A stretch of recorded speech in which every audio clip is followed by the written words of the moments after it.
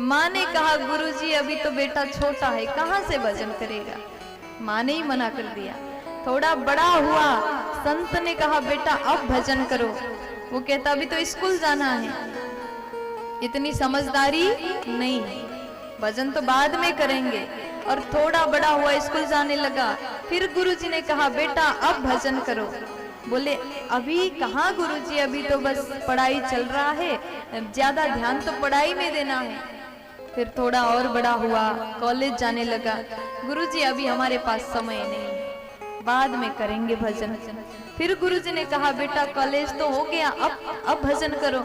नहीं नहीं गुरुजी, शादी हो जाए फिर तो एकदम फ्री हैं, फिर तो भजन ही भजन करना है। अब शादी हुआ गुरुजी बोले बेटा आप भजन करोगे। नहीं नहीं, एक बच्चे हो जाए, 2-4 बच्चे और हो जाए फिर भजन करेंगे। बालक होने के बाद तो हम संसार से मुक्त हो गए, इंतजार करते रहेंगे, संसार से मुक्त होंगे तो भजन करेंगे। अब बच्चे भी हो गए, फिर कहा गुरुजी ने बेटा भजन करो।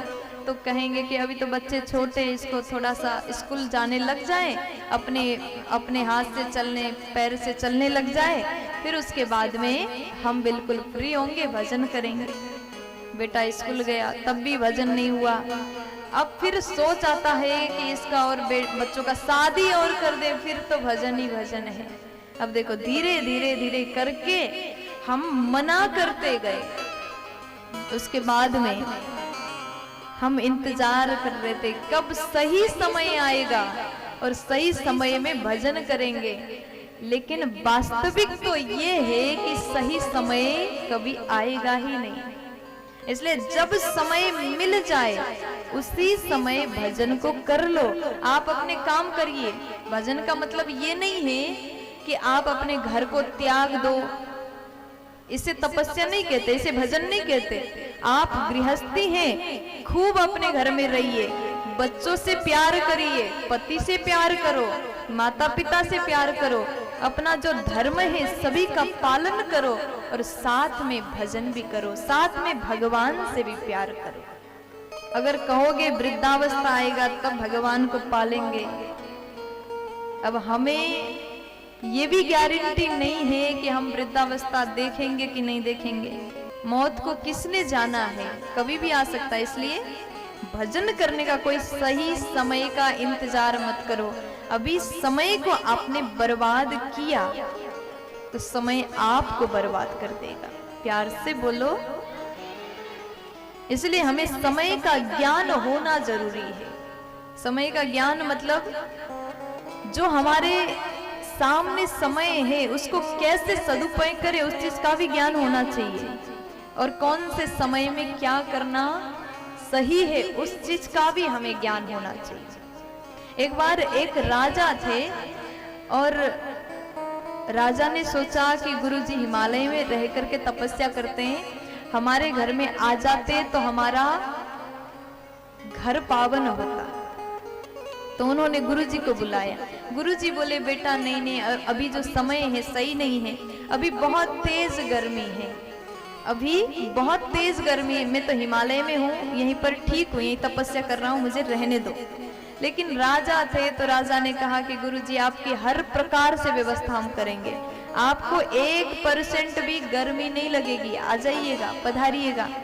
अब जो राजा के यहाँ मुनीम जी थे उन्होंने देखा राजा कैसे तैयारी कर रहे हैं। जिस कमरा में, जिस कक्ष में गुरुजी को रुकाना था उस कक्ष को ठंडा पानी से धो लिया गया, फिर बर्फ बिछाया।